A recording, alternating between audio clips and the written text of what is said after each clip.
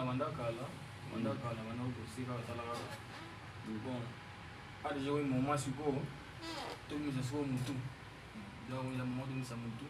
tout ça là ouais c'est tout ça bon je me sens à l'aise avec puis master to partager avec kala na cadre ndour bon les tika ils sont à moment de yango to travailler chanson audiovisuel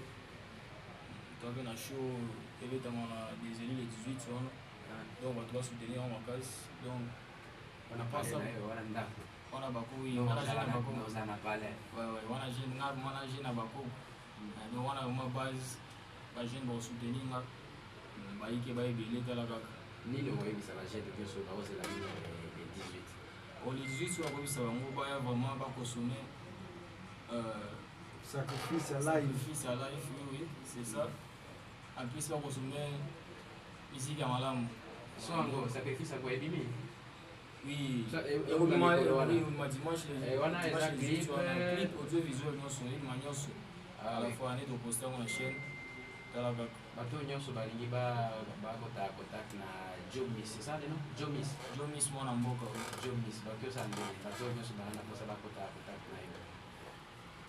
bon ba tout ba kosa ba kota contact na ngabo ya moto facile sauf que avant de mana otika numéro na otika numéro ya problème te bien bis nazana chaîne na ngana YouTube pour soko tika Jomis mwana mboka o découvrir yango ba koza ba actualité nyonso eza na ba page ba Facebook ba Instagram Jomis mwana mboka donc partout vraiment Jomis ça c'est que comme ba comment on dit Jomis ba commander Jomis ba comment J O M I S mwana mboka Jomis mwana mboka donc wana na Instagram na Facebook na YouTube même combo téléphone ba ça ndeni bon téléphone na ko pesa numéro 081 00 78 492 400 non na de que